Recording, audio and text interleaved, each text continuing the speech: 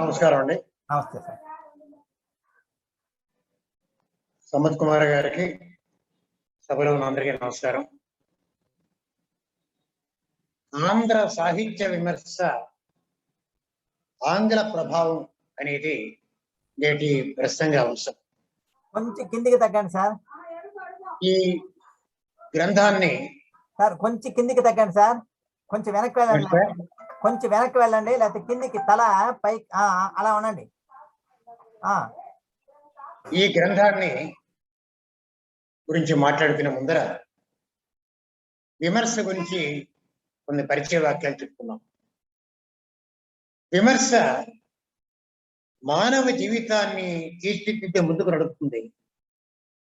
విమర్శ అంటే సదసద్ వివేకం. విమర్శ వివేకం అనేది మానవ జాతి అభ్యుదయానికి తోడ్పడినట్లే సాహిత్య విమర్శ సాహిత్య వికాసానికి విస్తృతికి దోహదం చేస్తుంది. విమర్శ, సమీక్ష, మీమాంస, సమాలోచన, అనుశీలన, పరిశీలన ఇవన్నీ ఇంచుమించుగా సమానార్థకాలు. ఆంధ్ర వాచస్పత్యం ప్రకారం విమర్శించు అంటే ఆలోచించు, చర్చించు, పరామర్శించు, పరిశీలించు, పరిశోధించు, పర్యావలోకించు, వివరించు, వివేచించు, శోధించు అనే అర్థాలు ఉన్నాయి. ఆంగ్లంలో క్రిటిసిజం అనే పదానికి సమానార్థకంగా దీన్ని మనం వాడుతూ ఉన్నాం ఇవాళ. The art of judging the qualities and the rules of an authentic object whether in literature or in fine arts అని నిర్వచించింది ఎన్సైక్లోపీడియా బ్రిటానికా. విమర్శ లేక విమర్శనం అనే మాట మృష్ అనే ధాతువు నుండి ఏర్పడింది. ప్రాచ్య పాశ్చాత్య సాహితీవేత్తలు ఈ విమర్శ అనే మాటని వారి వారి భావనల్లో, దృక్పథాల్లో నిర్వచనాలు ఇచ్చారు. విమర్శ రూపిణి విద్య అని పరాదేవిని విమర్శ రూపిణిగా పురుడు వర్ణించారని, వేదాంతంలో విమర్శ అంటే ఆత్మానాత్మవేకమని, వాంగ్మయంలో కావ్యగత గుణదోష విచారమని ఆచార్య కణ్వ లక్ష్మీరతన్ గారు పేర్కొన్నారు. ఒక గ్రంథాన్ని స్వీకరించి అందులో లోపాలని, ఔచిత్య అనౌచిత్యాల్ని, భావగాంభీర్యాన్ని, ఆలంకారిక రచనని, దాని విశేషాల్ని, చర్యా సౌభాగ్యాన్ని, వస్తు నిర్మాణ సౌష్ఠవాన్ని, పాత్ర పోషణ, రసపోషణ, సన్నివేశ కల్పనాదుల్ని, ఆ గ్రంథానికి సంబంధించిన సర్వ విషయాలని కూలంకషంగా చర్చించి వాంగ్మయంలో ఆ గ్రంథానికి గల స్థానాన్ని నిరూపించడమే విమర్శ అన్నారు మా గురువు గారు ఆచార్య కేవీఆర్ నరసింహ గారు. ఒక వస్తువు యొక్క స్వరూపాన్ని బాగా పరిశీలించి దాని మంచి చెడ్డలు వివరించడమే విమర్శ అంటే.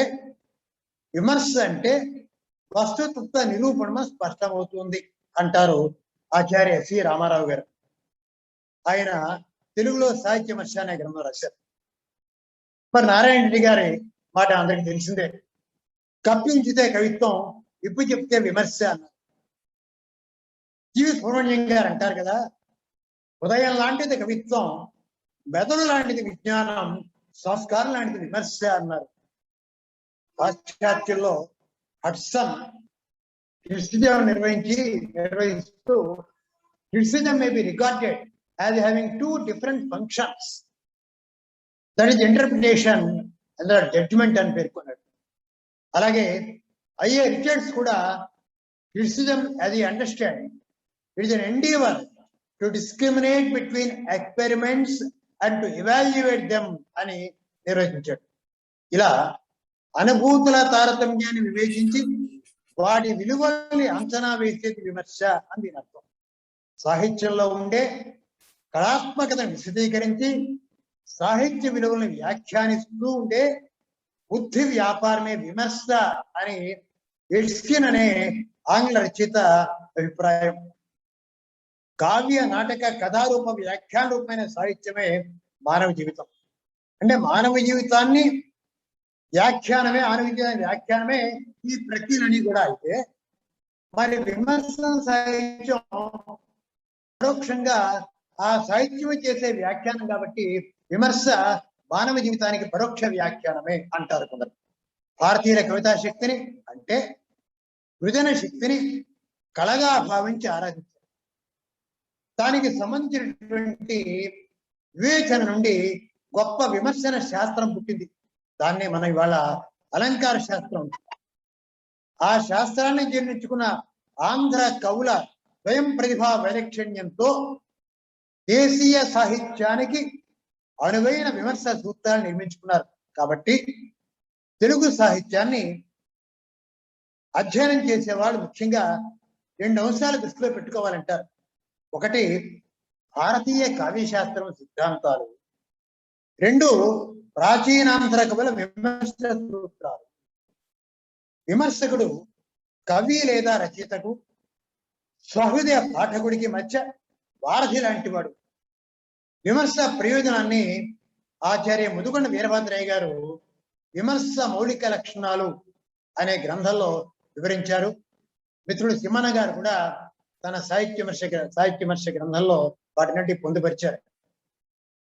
జ్ఞానం కావాలన్న వాడి కోసం విమర్శ, రచన ప్రకాశించడం కోసం విమర్శ, పాఠకుల ఆలోచన ప్రేరకం విమర్శ, పాఠకుల ఆలోచనలకు మార్గం విమర్శ, రచయితకు భవిష్యత్ మార్గం చూపేది విమర్శ, గుప్తంగా ఉండే దాన్ని విడమర్చేది విమర్శ, పాఠకుడు కలిగే అనిర్వచనీయ అనుభూతిని వాగ్రూపంలో స్పష్టం చేసేది విమర్శ, సాహిత్యాభిలాషను కాపాడేది, పోషించేది, పెంచేది విమర్శ అన్నారు వీరభద్రయ్య గారు. మరి ఇవాళ తెలుగులో సాహిత్య విమర్శ చరిత్ర గురించి కొన్ని మాటలు కొద్దిగా మనం చెప్పుకోవాలి. తెలుగులో సాహిత్య విమర్శ ఆవిర్భావాన్ని, వికాసాన్ని చెప్పుకోవాలంటే ప్రారంభంలో నన్నయ్య నుంచి కూడా కావ్యావతారికల్లోనే మరికొన్ని చోట్ల సాహిత్య శాస్త్ర సంబంధమైనటువంటి అభిప్రాయాలు, వారి వారి నూతన భావనలు కనిపిస్తాయి. నన్నయ్య గారి భారతంలో కవి వ్యక్తిత్వాన్ని, కవిత్వ లక్షణాన్ని విశదీకరించే పద్యాలు సారమతిని కవీంద్రుడు అందరికీ తెలుసు. అందులో ఆయన కవిత్వ లక్షణాలు వివరిస్తూ మరి తన వ్యక్తిత్వాన్ని, తన కవితా లక్షణాన్ని చెప్పుకున్నారు. ఆ పద్యంలో ఆయన చెప్పిన ప్రసన్న కథాకరితార్థయుక్తి, అక్షరమీత, నానాక్షరార్థ సూచనిధిత్వం అనే సూత్రాలను అనుసరించవలసి ఉంటుంది. నన్నయ్య నాటి నుంచి క్రమంగా కవులు, సహృదయులు, విమర్శకులు పెరుగుతూ వచ్చారు. సుకవులు, కుకవులు, వేకులు, మందబుద్ధులు కావ్య సృష్టిలో, కావ్య రసాస్వాదనలో, కావ్య విమర్శలో పాల్గొంటూ ఉన్నారు.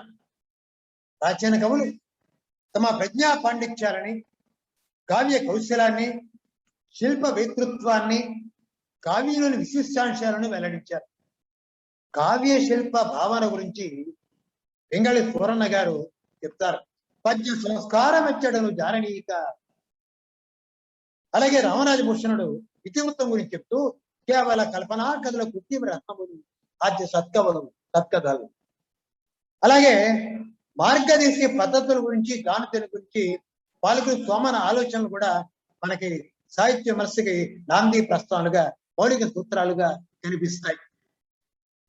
ఆధునిక సాహిత్య విమర్శ 19వ శతాబ్దంలో పాశ్చాత్య విజ్ఞాన శాశ్వతాల అధ్యయనం, అధ్యాపన ఫలితంగా ఆవిర్భవించింది అనేది యథార్థం. ఈ సందర్భంలో సిబి బ్రౌన్ గారి కృషిని కూడా మనం స్మరించాలి. ఆయన ప్రాచీన కావ్యాల అవగాహన వీలుగా టీకలు రాయించారు, విపుల వ్యాఖ్యానాలు రాయించారు పండితుల చేత. 19వ శతాబ్దం చివరి దశకంలో ప్రారంభమైన తెలుగు సాహిత్య విమర్శ వ్యాకరణ చందో దోషాలను ఎత్తి చూపడమే ప్రధానంగా సాగింది. వీరేశలింగం గారు, కుక్కడి వెంకటరత్నం గారు, మరి వేద వెంకటేశ్వర శాస్త్రి గారు, వీళ్ళందరూ కూడా ఖండన మండన గ్రంథాలు అవన్నీ ఆగోచినవి. కాశీభట్ట బ్రహ్మయ్య శాస్త్రి గారి వివేక చంద్రికా విమర్శనం, మనువసు ప్రకాశిక, పింజమూరు రంగాచార్యులు గారి పింగళి సురనార్యుడు, కందుకూరి వారి విగ్రహతంత్ర విమర్శనం మొదలైనవి తొలినాటి విమర్శ గ్రంథాలు ఇంకా మనకు ఉన్నాయి. ఆ పరంపరలో కట్టమంచి రామలింగారెడ్డి గారి కవిత్వతత్వ విచారం వల్ల తెలుగు సాహిత్య విమర్శకి ఒక స్పష్టమైన మార్గం ఏర్పడింది. రామలింగారెడ్డి గారు తెలుగు సాహిత్యం బాగా చదువుకున్నారు. కవిత్వం మీద, వేమన మీద అపారమైన గౌరవం ఉన్నది. పాశ్చాత్య సాహిత్యాన్ని బాగా చదువుకున్నారు. ఇంగ్లాండ్ లో ఉన్నత విద్యను అభ్యసించారు. రాయల యుగం తర్వాత వచ్చిన కావ్యాలన్నీ ఒకదానికోటి నకళ్ళు, అలంకార శాస్త్రాన్ని ఎక్కువైపోయింది అన్నారు. కథ కంటే వర్ణలు మితిమీరిపోయాయి అన్నారు. అసభ్య శృంగారు రాజ్యమేలింది అన్నారు. శుష్క పాండిత్య ప్రకర్ష ఎక్కువైంది అని రెడ్డి గారి అభిప్రాయం. ఈ విమర్శ ఈ గ్రంథంలో వ్యక్తమైంది. కల్పనకు, నాటకీయతకు, పాత్ర పోషణకు, అంగాంగ సమన్వయానికి, కళాపూర్ణోదయం రెడ్డి గారికి మంచి ఉదాహరణగా కనిపించింది. ప్రాచీన అలంకార శాస్త్రం కవుల ప్రతిభకు సంకెళ్ళు వేసింది. సాహిత్యం విభిన్న మార్గాల్లో వికసించకుండా అడ్డుపడింది అని కట్టమంచి వారి అభిప్రాయం. ఆయన పాశ్చాత్య సులోచనాలతో తెలుగు సాహిత్యాన్ని చూస్తున్నారని, ఆ రోజుల్లో పండితుల నుంచి ప్రతి విమర్శలు కూడా వచ్చాయి. అక్కిరాజు ఉమాకాంతం గారు, కాళూరి వ్యాసమూర్తి గారు, నోరి నరసింహశాస్త్రి గారు ఈ గ్రంథం మీద విరుచుకుపడ్డారు. అలాంటి వాళ్ళు ఇరుదుల్లో కూడా ఉన్నారు, లేకపోలే. మరి వీరెవరు కూడా కట్టమంచి వారు లేవనెత్తిన అంశాలకి స్పష్టమైనటువంటి వివరణాత్మకమైనటువంటి జవాబు కూడా చెప్పలేకపోయినది కూడా యథార్థమే. అనంతర కాలంలో రాళ్లపల్లి అంతకృష్ణ శర్మ గారు, దువ్వూరు రామిరెడ్డి గారు, దండూరు బంగారయ్య గారు, రాయప్రోడు సుబ్బారావు గారు, విశ్వా సత్యనారాయణ గారు, టివి కృష్ణారావు గారు, టివి రమణారెడ్డి గారు, మరి కేతవరపు రామకోటి శాస్త్రి గారు, ఆర్ఎస్ సుదర్శన్ గారు, గుంటూరు శేషాన్ శర్మ గారు, జివి సుబ్రహ్మణ్యం గారు, వడలి మండేశ్వరరావు గారు, సమ్మత్ కుమార్ ఆచార్య, తుమ్మపూడి, చేకూరి, కోవెల, ఎస్వి రామారావు గారు, వినాయక్ గారు, ముదిగొండ వీరభద్రయ్య గారు, వీళ్ళంతా ఇలాంటి విమర్శకులందరూ తెలుగు సాహిత్య విమర్శ గొప్ప దోహదం చేశారు. మార్క్సిస్టు సాహిత్య విమర్శ రంగాన్ని, తెలుగు విమర్శ రంగాన్ని బలంగా, విశేషంగా ప్రభావితం చేసిందనే మాట కూడా వాస్తవమే. తెలుగులో సాహిత్య విమర్శ మీద కొన్ని ప్రామాణిక గ్రంథాలు వచ్చినాయి. తెలుగులో సాహిత్య విమర్శ అనే సిద్ధాంత గ్రంథాన్ని ఎస్వి రామారావు గారు పట్టించారు. రామారావు ప్రపంచ తెలుగు మహాసభ సందర్భంగా తెలుగులో సాహిత్య విమర్శ పేరుతో డాక్టర్ పాటిబండ మాధవ్ శర్మ గారు ఒక లఘు గ్రంథం విడుదల చేశారు. ఆచార్య జివి సుబ్రహ్మణ్యం గారు రచించిన, మరి వాళ్ళు మాట్లాడుకున్నటువంటి ఆంధ్ర సాహిత్య విమర్శ అనే ఆంగ్ల ప్రభావం అనే గ్రంథానికి 1986లో కేంద్ర సాహిత్య అకాడమీ పురస్కారం. అయితే ఈ గ్రంథాన్ని విపులంగా సమీక్షించే ముందర సుబ్రహ్మణ్యం గారి జీవిత సాహిత్యాల గురించి కొన్ని తెలుసుకోవాలి. గూడ వెంకట సుబ్రహ్మణ్యం గారు 1935 సెప్టెంబర్ 10న ప్రకాశం జిల్లా ఆదిపూడి గ్రామంలో జన్మించారు. వారి తల్లిదండ్రులు సరస్వతమ్మ రాఘవ గారు దంపతులు. పేద కుటుంబం. ప్రాథమిక విద్యాభ్యాసం పరిచూరులో జరిగింది. హైదరాబాద్ నిజాం కాలేజీలో పట్టభద్రులయ్యారు. మరి ఉస్మానియా విశ్వవిద్యాలయం నుండి స్నాతకోత్తర పట్టా అందుకున్నారు. విశ్వవిద్యాలయంలో తెలుగు శాఖలో సర్వప్రథములుగా నిలబడ్డారు. విద్యార్థిగా ఉన్నప్పుడే మరి బిరుదు వెంకటేశ్వర గారి వద్ద అలంకార శాస్త్రం అభ్యసించారు. మరి 69లో ప్రథమాంధ్ర మహాపురాణం ప్రబంధ కథా మూలం అనే అంశం మీద పరిశోధన చేసి ఉస్మానియా విశ్వవిద్యాలయం డాక్టరేట్ పొందారు.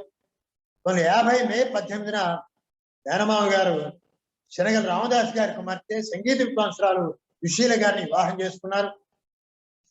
మరి విశ్వవిద్యాలయంలో సర్వప్రథములుగా గెలిచిన వారికి ఉద్యోగం కల్పించాలనే ఆనాటి పథకం వల్ల వరంగల్లో తెలుగు ఉపన్యాసకులుగా ఉద్యోగ జీవితం ప్రారంభించారు.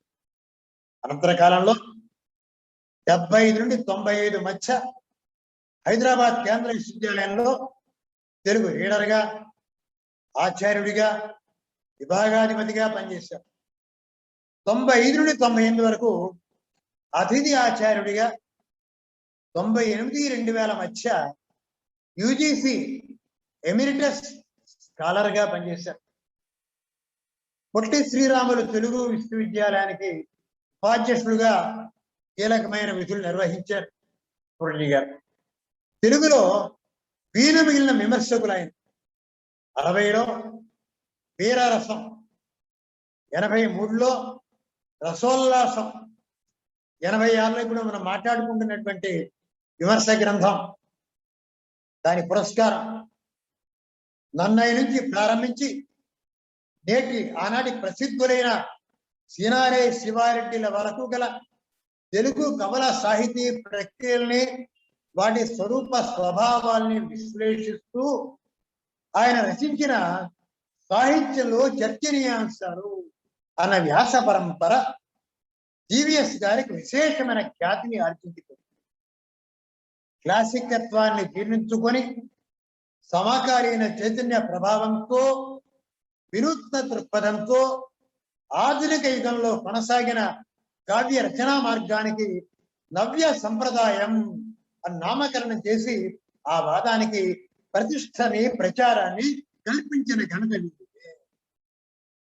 శరత వ్యాసాలు ఆయన వ్యాస సంకలనం సాహిత్యం, వ్యాకరణం, అలంకార శాస్త్రాల్లో దిగ్ధంతులైన మహాపండితుల వ్యాసాలతో సుసంపన్నమై తెలుగువారి సాహిత్య విమర్శ రంగంలో ప్రసిద్ధ పత్రికలైనటువంటి ఆంధ్ర సాహిత్య పరిషత్ పత్రిక, భారతి, మరి శారద, ఆంధ్రపత్రిక ఉగా సంచికలు, వాటిలోంచి ప్రామాణికమైనటువంటి ఆసక్తిదాయకం, విజ్ఞానప్రదమైనటువంటి వ్యాసాలను ఎంపిక చేసి వారి సంపాదకత్వంలో ఆంధ్రప్రదేశ్ సాహిత్య అకాడమీ ఆ పుస్తకాన్ని వివరించింది.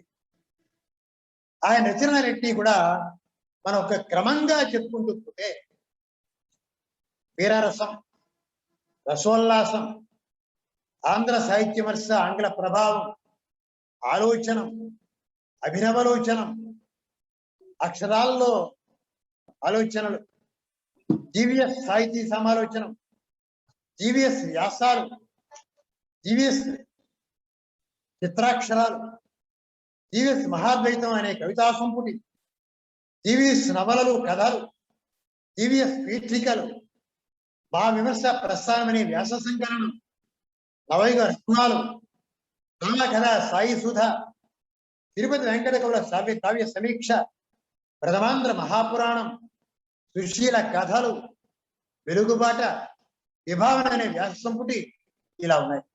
ఈగాక అనేక పత్రికల్లో, వ్యాస సంకలనాల్లో, యువభారతి లహరి సంపుటాల్లో వీరి వ్యాసాలు పుంఖార పుంగాలుగా చోటు చేసుకున్నాయి. 1960లో ఆయన 25వ ఏట వీరరసం గ్రంథానికి ఆంధ్రప్రదేశ్ సాహిత్య అకాడమీ పురస్కారం పొందారు. 69లో 83లో రసోల్లాసం గ్రంథానికి సాహిత్య అకాడమీ అవార్డు వచ్చింది. 86లో మనం మాట్లాడుకుంటున్నటువంటి విమర్శ గ్రంథానికి కేంద్ర సాహిత్య అకాడమీ పురస్కారం లభించింది. ఆచార్య సుబ్రహ్మణ్యం గారు పొట్టి శ్రీరాములు తెలుగు విశ్వవిద్యాలయం దానికి ఇన్ఛార్జ్ ఉపకులపతిగా కూడా పనిచేశారు. అలాగే హైదరాబాద్ విశ్వవిద్యాలయానికి హ్యుమానిటీస్ డీన్ విభాగాన్ని డీన్గా, అలాగే సత్యసాయి స్టడీ సర్కిల్ సంయోజకులుగా సేవలు అందించారు. జ్ఞానపీఠ పురస్కార కమిటీ సభ్యులుగా పనిచేశారు. అంతేకాకుండా చుట్టూ ఆవరించుకొని ఉన్న చీకటిని తిట్టుకుంటూ కూర్చోవడం కంటే ప్రయత్నించి ఎంత చిన్న దీపాన్నైనా వెలిగించడం మంచిది అన్న లక్ష్యంతో ఆవిర్భవించిన యువ భారతి సాహిత్య సంస్థకు అధ్యక్షుడుగాను పనిచేశారు. ఆంధ్ర సారస్వత పరిషత్, కృష్ణదేవరాయాంధ్ర భాషా నిలయం లాంటి అనేక ప్రసిద్ధ సాహిత్య సంస్థల్లో క్రియాశీల సభ్యులుగా కూడా వ్యవహరించారు. 2006 ఆగస్టు 15న వారి కలం ఆగిపోయింది. టీవీఎస్ భౌతికంగా ఈ లోకం నుంచి నిష్క్రమించారు. తెలుగులో సాహిత్య విమర్శ అనగానే ప్రతిభాశీలైన విమర్శకుడుగా వారు మన గుర్తుకొస్తారు. ఆయనను గొప్ప విమర్శకుడుగా, సాహిత్య విజ్ఞానిగా గుర్తించి పలువురు ప్రముఖులు ప్రశంసలు అందించారు.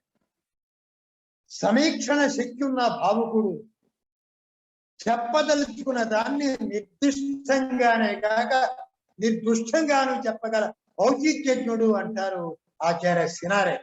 ఆంధ్ర సాహిత్యానికి ఆయన మణినాథ సూర్యుడు అంటారంటారు గుంటూరు శేషేంద్ర శర్మ గారు. వర్తమాన సాహితీ రంగంలో పరిశోధకుడుగా, విమర్శకుడుగా, ఆచార్యుడిగా సమున్నత స్థానాన్ని అధివసించిన సాహితీవేత్త జీవి సుబ్రహ్మణ్యం గారు అంటారు ఆచార్య ఎస్సి రామారావు గారు. జీవీఎస్ గారు ప్రతిభావంతుల విమర్శకులు. ఆధునిక ఆంధ్ర సాహిత్యంలో వీరి ఆభిజాత్యాన్ని నిర్ధారించవలసి వస్తే రాయపూర్, విశ్వనాథ, శేషేంద్ర, జీవీఎస్, కోవిలద్వయం, తుమ్మపూడి, ఇలా ఇలా ఇలా వీరిదొక పాఠశాల స్కూల్ తుమ్మపూడి అంటారు. ఇలా చిన్న చిన్న మినహాయింపుల్ని ఆమోదిస్తే సుదర్శనం గారు, వడలి మండేశ్వరరావు గారు, ఉదయం వీరభద్రయ్య గారు ఈ బడిలోకే వస్తారు. ఇంకా చాలా మంది ఉన్నారు. వీరి బలగం చాలా పెద్దది అంటారు బేతవోలు రామబ్రహ్మం గారు. జీవీఎస్ ను సజీవ సాహిత్య విజ్ఞాన సర్వస్వాన్ని శ్లాఘిస్తూ మా తరంలో వేళ్ల మీద లెక్కించదగిన పరిశోధకుల్లో సంయమనం, సమతౌల్యం ఉన్న స్కాలర్ ఆయన అంటారు చేకూరి రామారావు గారు. కవిత్వాన్ని కూర్చే రాళ్ళు తన దగ్గర లేవంటాడు చలం, కానీ సాహిత్యాన్ని కొలిచే కాలమానం డాక్టర్ జీవీఎస్ దగ్గర ఉంది అంటారు నాగభైరవ కోటేశ్వరరావు గారు. జీవీఎస్ గారి ఆంధ్ర సాహిత్య విమర్శ ఆంగ్ల ప్రభావం గ్రంథాన్ని చర్చించే ముందుగా వారి విమర్శ ప్రస్థానాన్ని సమీక్షించుకోవడం ఎంతైనా అవసరం. ఆయన విమర్శ ప్రస్థానం 55లో 27నే ప్రారంభమైంది. నాటకర్తగా, కథకుడిగా, నవలాకారుడిగా, విమర్శకుడిగా, నటుడిగా సాహితీ కళా ప్రయాణం సాగింది. ఆయన అధ్యాపకుడిగా, రచయితగా కాకపోయి ఉంటే నేను నటుడిని అయి ఉండేవారు అన్నారు. ఆయన సాహిత్య ప్రస్థానాన్ని 9 దశలుగా ఆయనే చెప్పుకున్నారు. 55-61 మధ్యకాలం వీరరసంతో సాహిత్యాన్ని వివేచించిన కాలం. 61-65 మధ్యకాలం కావ్య కళా విమర్శలో కళను నడిపిన కాలం. 66-71 తెలుగు పురాణాలపై వెలుగులు చిమ్మిన కాలం. 71-75 వస్తు సంవిధాన కళా రహస్యాలను ఆవిష్కరించిన కాలం. 76-80 సిద్ధాంత రద్ధాంతాల కాలం. 81-85 ప్రభావ పరిశీలనం పురస్కారం అందుకున్న కాలం. 86-90 ప్రక్రియ విమర్శలో ప్రథమ స్థానం కోసం ప్రయత్నించిన కాలం. 91-95 నవ్య సంప్రదాయ ఉద్యమ విజయభూరి మ్రోగించిన కాలం. 96-2000 సాహిత్య వికాస చరిత్రలో అంతర్గత సూత్రాలు వివరించిన కాలం. సుబ్రహ్మణ్యం గారు విద్యార్థి దశలో భారతాన్ని అధ్యయనం చేస్తూనే దాదాపు 4 ఏళ్లు భారత సాహిత్య విమర్శలో మునిగి తేలేరని ఆయన మాట్లాడి చెప్తున్నాయి. తాను విశ్వనాథ మార్గంలో విమర్శ ప్రస్థానాన్ని మొదలుపెట్టేని కూడా చెప్తున్నారు ఆయన. తన విమర్శ ప్రస్థానంలో నవ్య సిద్ధాంత ప్రతిపాదన గౌరవాన్ని అందించిన గ్రంథం వీరరసం. ఒక రసాన్ని గురించి సిద్ధాంతపరంగా విశ్లేషణాత్మకంగా వివరించిన గ్రంథం మరొకటి రాలేదని చాలా మంది భావించారు. ఆయన వీర సుబ్రహ్మణ్యం అయ్యారు. 60లో తెలుగు సీతాపతి గారితో పాటు వీరికి కూడా ఆంధ్రప్రదేశ్ సాహిత్య అకాడమీ పురస్కారం వచ్చింది. అదే సమయంలో ఆయన రచించిన పగిలిన గోడలు అనే నాటకానికి ఆంధ్ర విశ్వకళా పరిషత్ ఆంధ్ర యూనివర్సిటీ నిర్వహించిన అంతర్విశ్వవిద్యాలయ నాటక పోటీల్లో ప్రథమ బహుమతి వచ్చింది. ఇది జోడుగుర్రాల స్వారీ. దేనికి ఒకదానికి అంకితం కావాలి. రెండు ఆలోచించే రెండు నాటకమా ఇది సాహిత్యమా. చివరికి విమర్శకే మొగ్గు చూపారు. నవ్య సాహిత్యంలో సామాజిక స్పృహ ప్రస్థానానికి వీరేశలింగం గారు, సాహిత్య స్పృహ ప్రస్థానానికి తిరుపతి వెంకట కవుల్ని ఆద్యుడుగా భావించి ఆ రెండు కళ్ళతో ఆధునిక యుగాన్ని దర్శించాలి అనుకున్నారు జీవీఎస్. తన ఆది నుంచి సాహిత్య స్పృహ అనే మార్గానికి చెందినవాడిని కనుక ఆ మార్గానికే ఆచార్యులు ఆద్యులైన తిరుపతి వెంకట కవుల సాహిత్యాన్ని సమీక్షించడానికి ప్రయత్నం చేశారు. తెలుగు సాహిత్యానికి విమర్శ వికాసంలో అంటే 1914-48 మధ్యకాలం కావ్యానుశీలన యుగం ఉన్నారు. అది ముగిసి శిల్పానుశీలన యుగం 48-63 బాగా ప్రచారంలో ఉన్న కాలంలో విశ్వనాథ వంటి వారు శిల్పానుశీలన విమర్శ చైతన్యాన్ని బలపరిచారు అంటారు కేవీఎస్. ఆ కాలంలో కవిత తత్వం, కావ్య కళ, కవితా శిల్పం అనే 3 పారిభాషిక పదాలు వ్యాప్తిలోకి వచ్చాయి. వాటికి ఆంగ్లంలో సమానార్థక పదాలు లేకపోలేదు.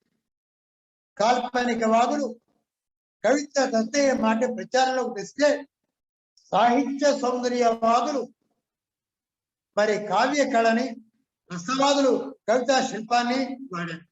పెంగి లక్ష్మీకాంతం గారి వంటి సమన్వయవాదులు ఉపయోగించిన కావ్య కళా విమర్శ అనే పదబంధంలో మరి కవిత తత్వం, కవితా శిల్పం అంతర్భాగం అయిపోయినాయి అన్నారు జీవీఎస్. సినాలయ గారి సిద్ధాంత గ్రంథం ఏదైతే ఉందో అది ఆ ధోరణికి చెందింది.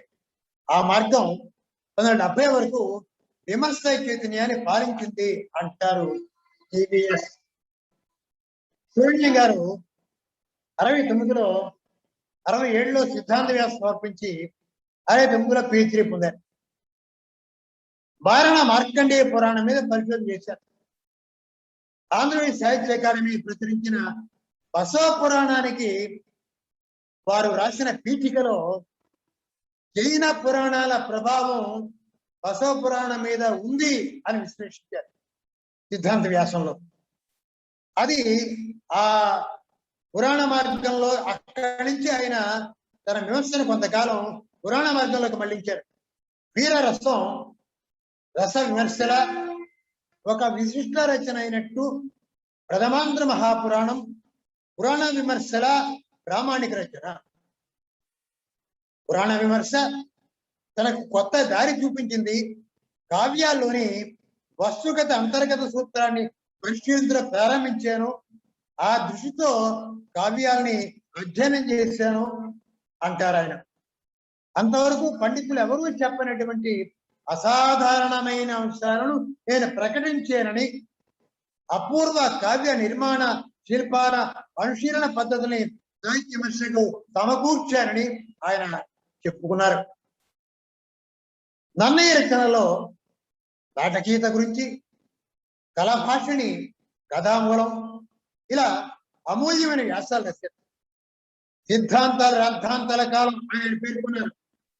ఆ కాలంలో 3 అఖిల భారత స్థాయిలో ఆంధ్రలో అఖండ కీర్తిని పట్టాయి. ఆచార్య భీమసేన నిర్మల గారు పేర్కొన్నారు. రాయపోలు వారి అమరణ శృంగారం, వారి విశ్వనాథ వారి ధర్మరసానికి ఇచ్చిన నూతన వ్యాఖ్యానం, జీవీఎస్ గారి ధర్మవీర రసం, ఈ 3 కూడా అనంతర కాలంలో ప్రాచీన సాహిత్యాన్ని ఒక కొత్త చూపుతో పునర్విమర్శ పునర్నిర్మాణం చేసే యత్నం చేశారు. తెలుగు కవిత్వపు తీరుతనులు అనే వ్యాసంలో వీరి ప్రతిపాదన. ఆయన నిర్వహించిన కాలం ఆంధ్రప్రభలో తెలుగులో వెలుగులు సాహిత్యవేత్తల మనాలు పొందింది. సాహిత్య చరిత్రని ప్రక్రియాపరంగా పునర్నిర్మించాలనే ప్రతిపాదనతో అనేక వ్యాసాలు రాశారు. ప్రక్రియా పరిజ్ఞానం సాహిత్య విమర్శకి, సాహిత్య అనుశీలనానికి కేంద్ర బిందువు అంటారు జీవీఎస్. 81-90 మధ్య కాలంలో ఆయన ప్రతిపాదించిన నవ్య సంప్రదాయవాదం బాగా ప్రాచుర్యంలోకి వచ్చింది. ఉద్యమాల బట్టి యుగాల పరిగణన జరుగుతున్న నేపథ్యంలో జీవీఎస్ గారిది నూతన ప్రతిపాదన. ఈ శతాబ్దిలో భారతీయ పునరుజ్జీవన చైతన్యంలోంచి తెలుగులో వెలుగు నింపుకున్న సంప్రదాయ ధారణి అవిచ్ఛిన్నంగా పోషించిన వారు విశ్వనాథ అంటారు జీవీఎస్. నవ్య శబ్దం మార్క్సిస్టులు సంప్రదాయానికి కల్పించిన ఒక వక్రీకరణగా భావించారు. దానికి విరుగుడు పెట్టే కొత్త మంత్రంగా జీవీఎస్ భావించారు. ఆ వాదాన్ని, దానికి ఒక ఆకృతిని, ఒక ఉద్యమ స్ఫూర్తిని, ఒక సిద్ధాంత ప్రాతిపదికని ఇచ్చింది నేనే అంటారు ఆయన. అది యథార్థం కూడా. ఈ వాదం మీద విస్తృతంగా చర్చలు, వాద ప్రతివాదాలు జరిగినాయి. మార్క్సిస్టులు తీవ్రంగా వ్యతిరేకించారు. తాను రచించిన విశ్వనాథ నవ్య సంప్రదాయం అనే గ్రంథం నవ్య సంప్రదాయంపై జీవీఎస్ రాసిన వ్యాసాల సమాహారం. ఈ పుస్తకానికి ముదిగన వీరభద్రయ్య గారు ముందు మాట రాస్తూ, మొత్తం జాతీయోద్యమాన్ని నిర్లక్ష్యం చేస్తూ వచ్చిన అల్పసంఖ్యాకుల ఉద్యమాన్ని దానికి ఎదురెడి నిలిచి దేశంలో నిర్మాణాత్మకమైన సాహిత్య సృష్టికి కారణమైన మహా సాహిత్యోద్యమాన్ని విశ్వనాథ్ నడిపారు. జాతీయోద్యమ స్పృహ సాహిత్యోద్యమంగా రూపొందడమే సాహిత్య సామాజిక స్పృహ, అదే నవ్య సంప్రదాయవాదం అన్నారు ఆయన. తర్వాత కాలంలో ఈ దృక్పథం రచనల్లో, ప్రయోగాల్లో, కాలక్రమంలో బాగా నిలబడింది. జీవీఎస్ సాహిత్య విమర్శకే తన విశేషమైన కృషి సాగించారు. ఆచార్య లక్ష్మీకాంతం గారు చెప్పినట్టు రసవాదంలో సముద్రాన్ని దాటారు. సాహిత్య వికాస చరిత్రలో శిఖరాన్ని ఎక్కారు. సాహిత్య ఉద్యమ స్ఫూర్తికి ఆయన ఇచ్చిన ఉత్తమ ఉపాయనం కానుక నవ్య సంప్రదాయవాదం. మరి ఇవాళ మనం మాట్లాడుకుంటున్న ఆంధ్ర సాహిత్య విమర్శ ఆంగ్ల ప్రభావం అనే గ్రంథం, దాని పూర్వాపరాలుగా సాగిన విమర్శ ప్రస్థానాన్ని ఇప్పుడు మాట్లాడుకున్నాం. ఇప్పుడు ఈ గ్రంథంలోకి వెళదాం. కేంద్ర సాహిత్య అకాడమీ పురస్కారం పొందిన ఈ గ్రంథం సాహిత్యకుల్లో, అధ్యయన పరుల్లో సదవగాహనని, అధ్యయనశీలాన్ని పెంపొందించింది. ఈ గ్రంథాన్ని రచయిత 8 ప్రకరణలుగా విభజించారు. విమర్శ వివేకం, ప్రభావ స్వభావం, 2 ప్రభావ స్వభావం, యుగాలు యోగాలు, ఉద్యమాలు ఉపశృతులు, వెలుగులు వీచికలు, ప్రభావాలు పరిధులు, ప్రక్రియలు ప్రయోగాలు, ముగింపు కాదు మొదలు. మొదటి 3 ప్రకరణాల్లో సాహిత్య విమర్శ లక్షణాల గురించి సిద్ధాంతాలని, ఇంగ్లీషు తెలుగు భాషా సాహిత్య విమర్శ విధానంలో అనుసరించిన పద్ధతుల్ని చర్చించారు. మరి ఆంధ్ర సాహిత్య విమర్శ కాల విభాగాన్ని ఒక స్పష్టత కోసం, ప్రతిపత్తి కోసం ఇలా మనం విభజించుకోవచ్చు. 1974-13 కాలం వికాస యుగం, 13 నుండి 48 వరకు కావ్యానుశీలన యుగం, 48 నుంచి 63 వరకు శిల్పానుశీలన యుగం, 63 నుంచి 70 దాకా సమన్వయ యుగం, 70 నుండి నడుస్తున్న కాలం అంతా సమీక్షా యుగం. మిగతా ధోరణులు ఏవైనా ఉంటే అవన్నీ వీటిలో అంతర్లీనం, అంతర్భాగం అయిపోతాయి. మరి ఇక్కడ ప్రతి యుగంలోనూ సృజనాత్మక సాహిత్యం వినూత్న దర్శనాన్ని గాని అభినవ అనుశీలన విధానాన్ని గాని అందించి ప్రయోగానికి ప్రస్థానానికి ప్రగతిని అందిస్తుంది. విమర్శ శాస్త్రం అని కొందరు, కళని కొందరు చెప్తారు.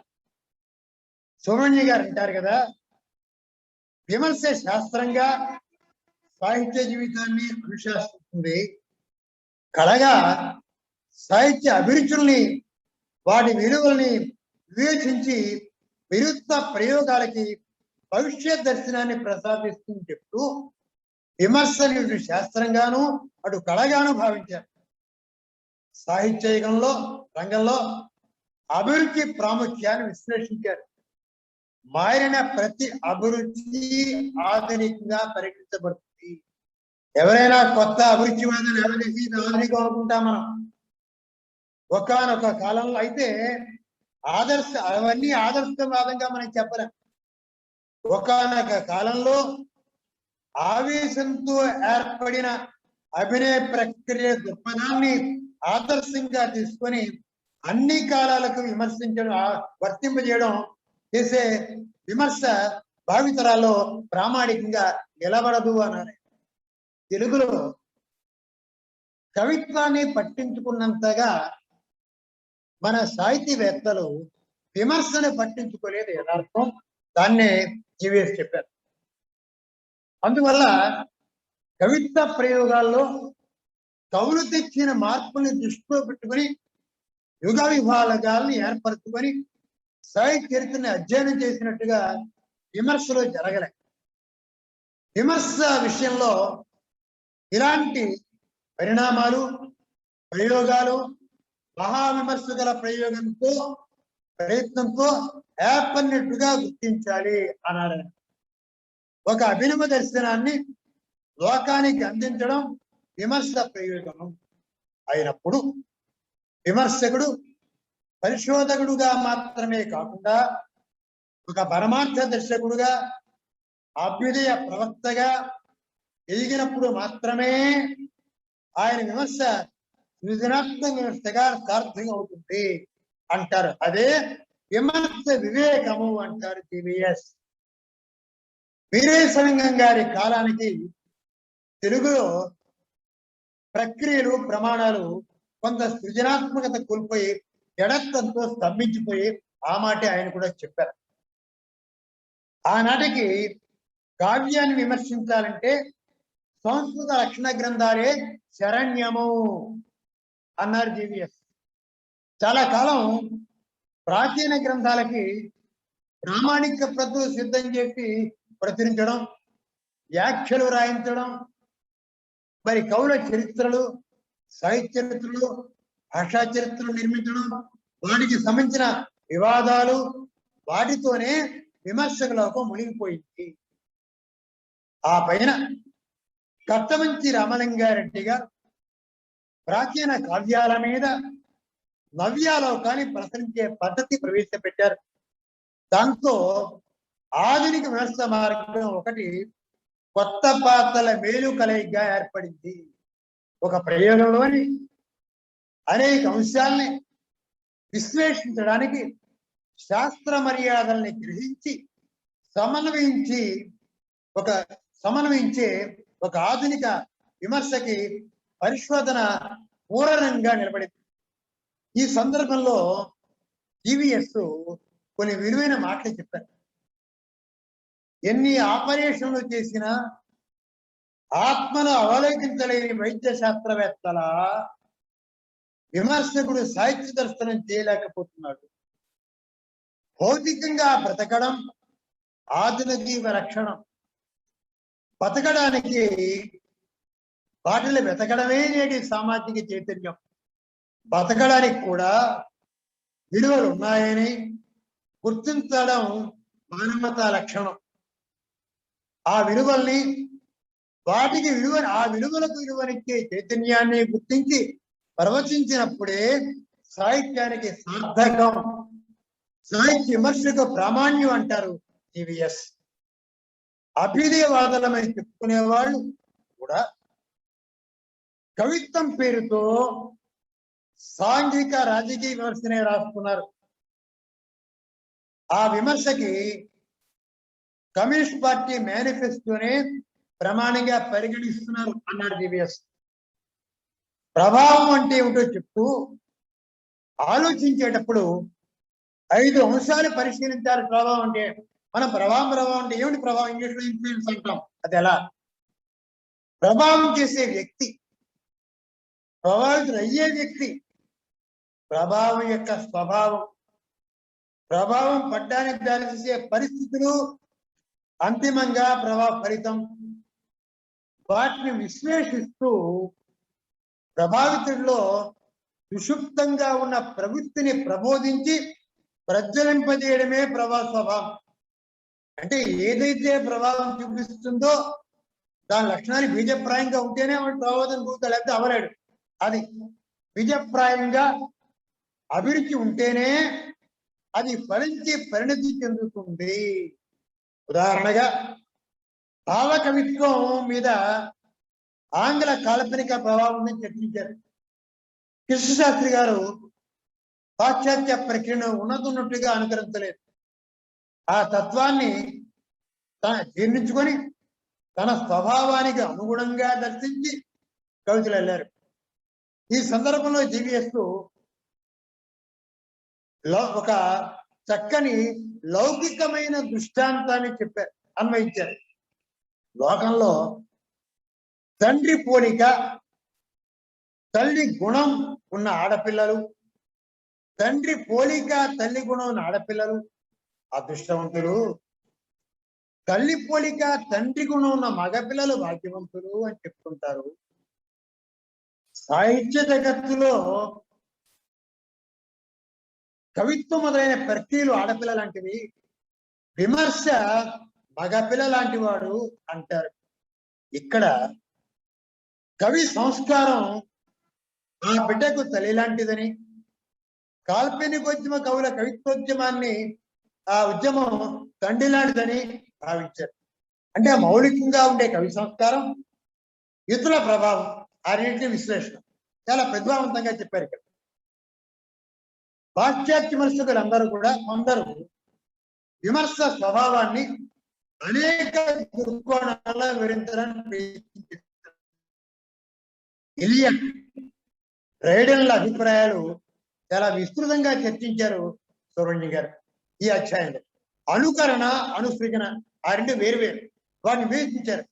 ఉదాహరణలు చెప్పారు. రాళ్లపల్లి వారి రాయలనాటి రసికత వ్యాసాన్ని పుట్టపర్తి వారు రాయలనాటి రసికతా జీవనం అనే వ్యాసంలో అనుకరించారు. రాళ్లపల్లి వారి భావాలను అలాగే ప్రతిపాదించారు.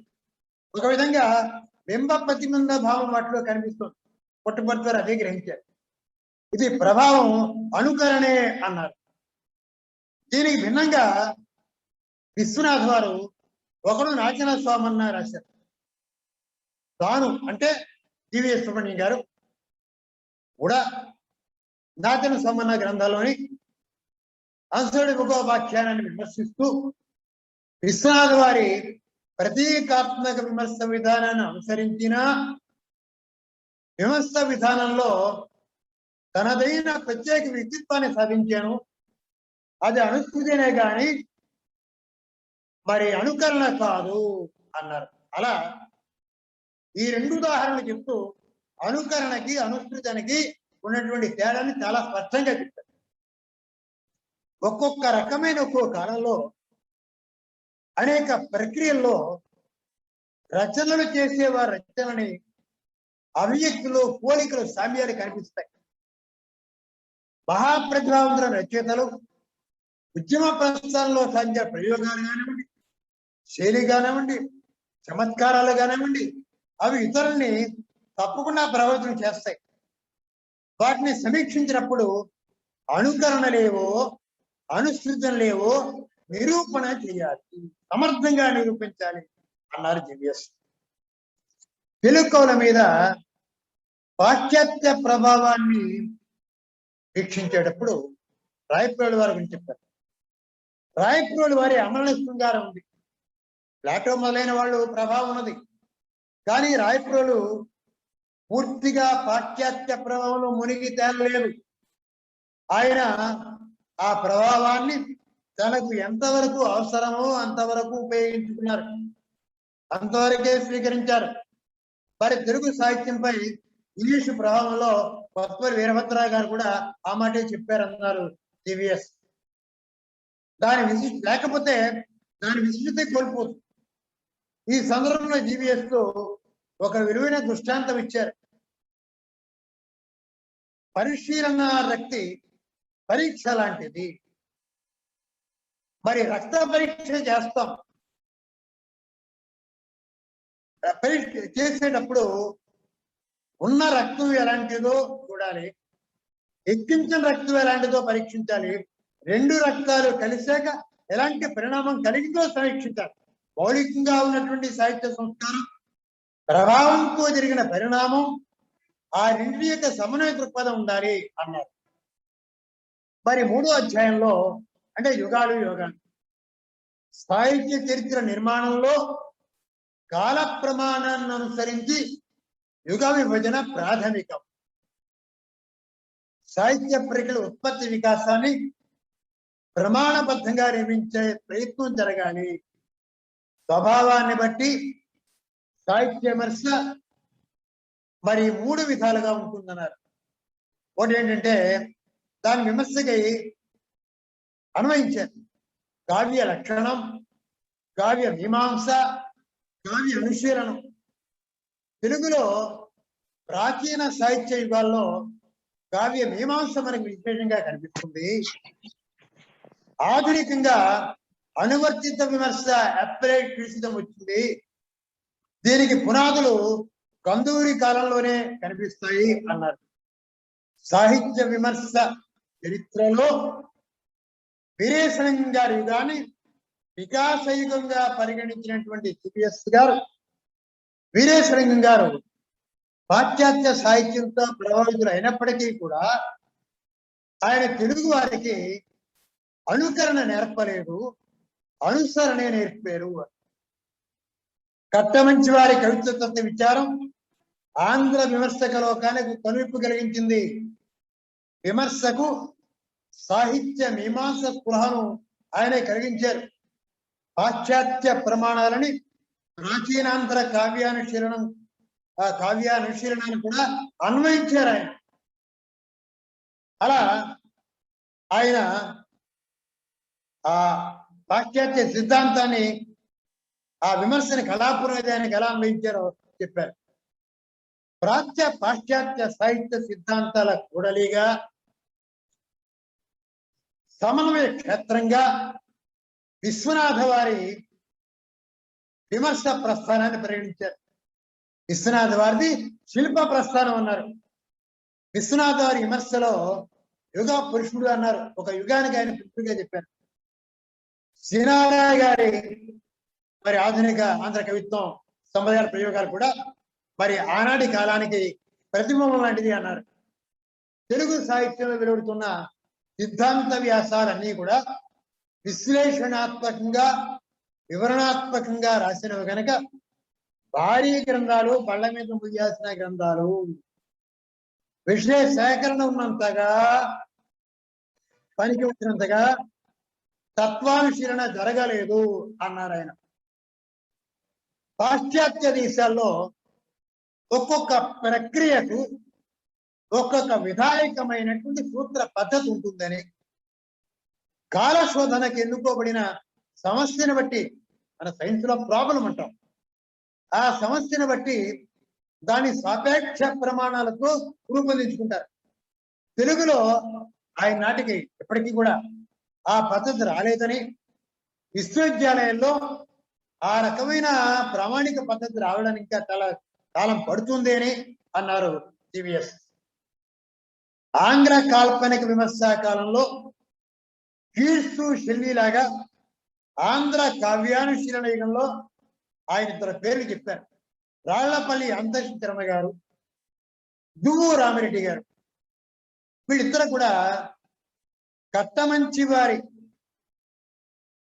నవ్య ధోరణిని మెచ్చుకుంటూనే ఆయన ఎలా పూర్తిగా పాశ్చాత్య భావంలో మునకలు వేయకుండా భారతీయ సంస్కారంతో పాశ్చాత్య పనితుల్ని సమీక్షించి పాశ్చాత్య సమన్వయాత్మకమైన విధానాన్ని తెలుగుదనం ఉట్టిపడేట్లు ప్రవర్తింపజేశారు అన్నారు జీవీఎస్ గారు.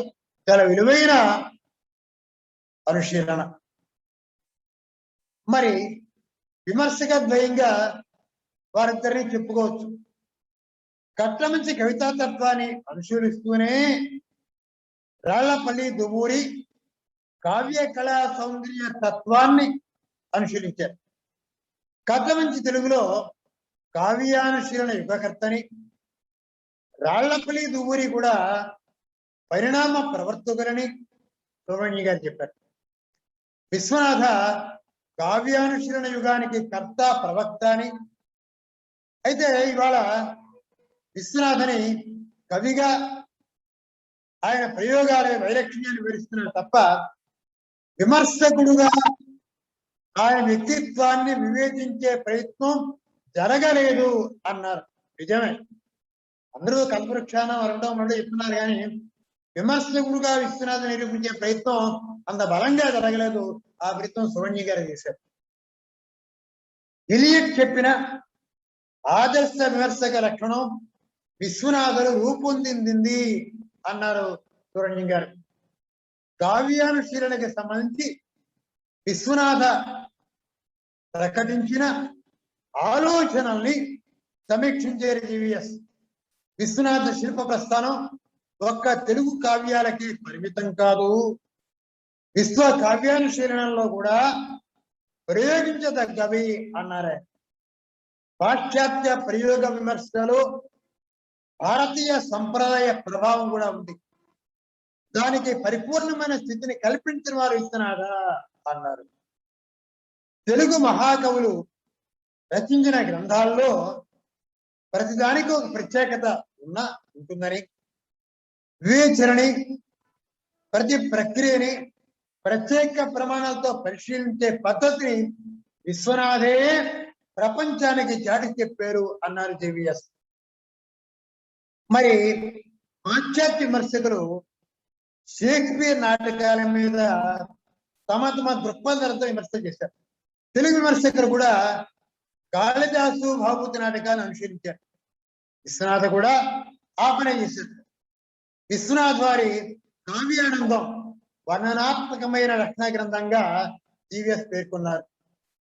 విశ్వనాథ్ వారు చెప్తారు కల్పవృక్షంలో, పశ్చిమతమనందు మతమున రసం 1000 రెట్లు గొప్పది నవకథాకృతి మించి అన్న మాటల్లో కథ కొత్తది కావడం, కల్పితం కావడం, పాత్ర పోషణ ప్రాధాన్యం, వాతావరణ కల్పనం మొదలైనవన్నీ ప్రధానంగా పాశ్చాత్యుల కావ్య దృష్టిని విశ్వనాథ విమర్శ వ్యక్తిత్వాన్ని గురించి చెప్తున్నాయి. విశ్వనాథుని విమర్శకుడుగా ఆచార్య శ్రీ జోగారావు గారు ఇంకా మరికొందరు ప్రముఖులు కూడా ప్రకటించినటువంటి అభిప్రాయాలు కూడా జీవీఎస్ గారు ఆ గ్రంథాల్లో ఉటంకించారు. పింగళ లక్ష్మీకాంతం గారిది కావ్యార్థాల సమన్వయాన్ని ప్రకటించే పాశ్చాత్య దృక్పథం అనుశీలన విమర్శ అన్నారు. అది అలా ఉండగా జీవి కృష్ణారావు గారిది భారతీయ పాశ్చాత్య సాహిత్య సిద్ధాంతాల సమ్యక్ సమ్మేళనంతో సాగిన సిద్ధాంత చర్చ. ఆయనది కావ్య జగత్, మీమాంస గ్రంథం. ఆయన సిద్ధాంతాన్ని వివరిస్తూ నా సిద్ధాంతం కొత్తదేమీ కాదు, అలానే పాతది కాదు, ఇలా అనడం వల్ల పాత కొత్తల మేలు కలయిక అని చెప్పడానికి వీల్లేదు. ఎందుకంటే భారత లాక్షణికులు చెబుతూ వచ్చిన రసవాదాన్ని స్వీకరించి ఆది భౌతిక సిద్ధాంతాన్ని సమన్వయించారు అన్నారు. ఈ 2 సిద్ధాంతాలు పాతవే అన్నారు.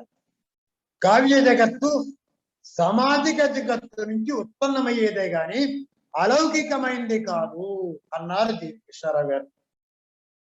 ఆధునిక యుగంలో ప్రసిద్ధులైన ఆంగ్ల విమర్శకులు టిఎస్ ఎలియట్ గాని రిచర్డ్స్ లాంటి విమర్శకుల విమర్శన నైపుణ్యాన్ని ఆకలించుకొని తెలుగు సాహిత్య విమర్శ సాగించిన వారుగా సుబ్రహ్మణ్యం గారు ఆర్ఎస్ సుదర్శన్ గారిని పేర్కొని వారి గురించి కూడా చాలా విషయం చెప్పారు. వారి విమర్శలో కవి వ్యక్తిత్వానికి సంఘానికి కావ్యానికి గల సంబంధం కనబడుతుంది అన్నారు. సుదర్శన్ గారు విమర్శలో తత్వదృష్టిని ప్రవేశపెట్టారు అని చెప్పారు జివిఎస్ గారు. మార్క్సిస్టు అభ్యుదయవాద విమర్శల్ని సమీక్షాయుగం పరిధిలో చేర్చారు. ఆధునికంగా కాబట్టి సాహిత్య విమర్శ ధోరణుల్లో ఆధునిక విమర్శలో మార్క్సిస్ట్ విమర్శ అత్యంత ప్రాచుర్యం సంతరించుకుంది. మార్క్సిస్టుల దృష్టిలో 3 విమర్శ ధోరణులు ఉన్నాయి. అవి ఏమిటి అంటే, ఒకటి సంప్రదాయ విమర్శ. వారి దృష్టిలో సంప్రదాయ విమర్శ పద్ధతి అంటే అలంకార శాస్త్రమే ప్రమాణము. ఇది ప్రాచీన సాహిత్య విమర్శకి ప్రాచీన కావ్యాలని విమర్శించడానికి అనువైంది. ఆధునిక ప్రక్రియ విమర్శించడానికి అనుకూలమైనది కాదు. ఆధునిక సాహిత్యాన్ని సామాజిక దృక్పథంతో విమర్శించాలి. రెండోది పాశ్చాత్యుల శిల్ప విమర్శన ధోరణి. రచనకు ప్రాణభూతమైనటువంటి వస్తువుని గాని దాని తత్వాన్ని గాని సామాజిక దృక్పథంతో పరిశీలించడం ఈ శిల్ప విమర్శన పద్ధతిలో ఉంటుంది. రచనని రచనా దృష్టితోనే విమర్శించడం అంటే కళాత్మక విలువలకు ప్రాధాన్యం ఇవ్వకపోతుంది అన్నారు. కళ కోసమే అనే అర్థం వస్తుంది అని మార్క్సిస్ట్ చెప్పారు. మూడోది మార్క్సిస్ట్ విమర్శన పద్ధతి. కళలు సాహిత్యం పట్ల మార్క్సిజం యొక్క దృష్టి ఏమిటి? ఒక మార్క్సిస్టు సాహిత్యాన్ని ఏ దృక్పథంతో విలువ కడతాడు అన్న విషయం ఆధారంగా ఈ పదం ఒక విమర్శ విధానంగా రూపొంది. సాహిత్య విమర్శ, గతి తార్కిక భౌతిక దృక్పథం, మనస్తత్వ పరిశీలన, ఈ మూడింటి గురించి శ్రీశ్రీ వివరించాడు. మార్క్సిస్ట్ విమర్శకు కొన్ని సూత్రీకరణలను గాని నమూనాగా గాని గ్రహించదగ్గ విమర్శ గ్రంథం రాలేదు అని చెప్తూనే రంగనాథాచార్య గారు ఈ మాటలు చెప్పారు. మహాకవి గురజాడ ప్రారంభించిన అభ్యుదయ మార్గాన్ని మార్క్సిజం వైపు మళ్లించి అనేక ప్రయోగాలు చూపించి ఆ విమర్శలో మెరుపుల్లా కనబడే కొన్ని అభిప్రాయాలని మార్క్సిస్టు దృక్పథంతో చెప్పారు శ్రీశ్రీ. వాటిని అనువర్తిత విమర్శగా భావించారు అని జివిఎస్ అభిప్రాయం. ఇంకా ఆ తర్వాత కాలంలో వెల్చేర్ నారాయణరావు గారు ఆయన తెలుగులో కవితా విప్లవాల స్వరూపం చెప్పారు. మార్క్సిస్టు దృక్పథంతో నన్నయ్య నుండి సమకాలం వరకు వచ్చిన విప్లవాల్ని సమీక్షించి కవిత్వంలో వాటి ప్రభావం ఎంత బలంగా ప్రతిఫలిస్తుందో వివరించారు. నారాయణరావు గారి దృష్టిలో కవితా విప్లవాలు అనేవి కేవలం కవుల వల్ల రావు. కవుల వైయక్తిక కారకులు మాత్రమే. వెల్చేరి వారి నిర్ణయాల్ని అన్వయాలని శీర్షాంశరం గారు బలంగా ఖండించారు. వెల్చేరి వారు కవిత్వంలో వచ్చిన పరిణామాన్ని పరిశీలించి సమన్వయ సిద్ధాంతం ప్రతిపాదించారని మరి దాని సారాంశాన్ని కూడా మన జివిఎస్ గారు చర్చించారు. మరి వారి అభిప్రాయాల్ని పూర్తిగా అంటే మార్క్సిస్టులు కూడా పూర్తిగా అంగీకరించలేకపోయారు అన్నారు. మార్క్సిస్టు ఉద్యమంలో వచ్చిన మార్పులు రాజకీయ సిద్ధాంతాల మీద ఆధారపడి ఉన్నాయి. రాజకీయాల్లో ఏ మార్పులు వస్తాయో సిద్ధాంతాలు కూడా ఆ మార్పులు వాళ్ళు ఆశ్రయించారు. మార్క్సిస్టులో కూడా కొందరు సాయుధ పోరాటాన్ని సమర్థిస్తే మరికొందరు సోషలిజం దిశగా జరిగిన పరివర్తనమే విప్లవం అన్నారు. సాహిత్య రంగంలో అభ్యుదయ విప్లవ వాదాలు ఉన్నాయి. శ్రీశ్రీ తర్వాత కొడవటి కుటుంబరావు గారు ఈ ధోరణిలో గణనీయమైన విమర్శ చేశారు. అభ్యుదయవాద చైతన్యాన్ని సాహిత్య విమర్శలో ప్రవర్తింపజేసిన వాళ్ళలో రాంభట్ల కృష్ణమూర్తి గారు, రాజ్యం రామచంద్రారెడ్డి గారు, మరి అత్తేపల్లి రామ్మోహన్ రావు గారు చెప్పుకోదగ్గవాళ్ళు. సాహిత్య విమర్శలో మరి పేరశంకం పూరించిన వారు కేవీ రమణారెడ్డి గారు, కేవీఆర్. ఆ కోణంలో చేకూరు రామారావు గారు ఆవేశంతో కాకుండా ఆలోచన ప్రవృత్తితో విమర్శ చూపించారు. గుంటూరు శేషం శర్మ గారిని కూడా మనం మాట్లాడుతూ ఆయన కవిసేన మేనిఫెస్టో అన్నారు. వారి మీద పాశ్చాత్య ప్రతీకవాద ప్రభావం ఉన్నది. ఈ రచన ఒక అశాస్త్రీయమైన దృక్పథాన్ని ఖండించింది. రాజకీయాల కంటే రాజకీయాలు లాంటి వాటిని పక్కన పెట్టి సమగ్ర జీవిత ప్రవృత్తిని దర్శింపజేయాలి అన్నారే. ఇలా ఆధునిక సాహిత్య విమర్శకి పాశ్చాత్య విమర్శ ఎలాంటి ప్రభావాన్ని చూపింది, ఎలా దోహదం చేసింది అనేదాన్ని ఆయన అనేక ధోరణులు, అనేక దృక్పథాలు, కవులు, రచయితలు, విమర్శకులు వాళ్ళ అభిప్రాయాలు ఆధారంగా సాకల్యంగా సమీక్షించారు. మరి అలంకార శాస్త్రం నుంచి, తిరుపతి వెంకట కవుల నుంచి, వీరేశం గారి దగ్గర నుంచి, కట్టమంచి వారి నుంచి, రాళ్లపల్లి దువ్వూరు నుంచి, తన కాలం నాటి మార్క్సిస్ట్ విమర్శకుల దాకా, శేషేంద్ర శర్మ గారి దాకా ఎంతో మంది, వందలాది మంది విమర్శకుల్ని, ప్రధానంగా విశ్వనాథ వారిని విమర్శలో ఒక యుగానికి, శిల్ప మార్గానికి ఆద్య ప్రవర్తకుడుగా అంగీకరిస్తూ విస్తృతమైనటువంటి పరిశోధన, అనుశీలన చేశారు. ఇది కేవలం సమీక్ష కాదు, ఒక నూతనమైన విమర్శ మార్గం. ఆ ప్రభావం ఒక అభినవ మార్గాన్ని చూపింది. పాశ్చాత్య ప్రభావం పాలల్లో నీడా కలిసిపోయింది, అంతర్వాహినిగా ఉంది. ఇవాళ ఈ పుస్తకం మాత్రమే. అంతకుముందు కొత్తపల్లి వీరభద్రరావు గారు మరి తెలుగు సాహిత్యం మీద ఆంగ్ల సాహిత్య ప్రభావం చెప్తారు, ఆంగ్ల ప్రభావం చెప్తారు. మరి జీవిఎస్ గారు విమర్శ సాహిత్యం మీద, రచన మీద జరిగినంత విమర్శ మీద జరగలే. విమర్శే సాహిత్య విమర్శ అనుకుంటే జరిగిన విమర్శ మీద విమర్శ చేసేది. విమర్శలో ఒక కొత్త బంధాన్ని, మార్గాన్ని చూపించారు. ఇందులో ఎన్నో వినూత్నమైన విషయాలను ఆయన ప్రకటించారు.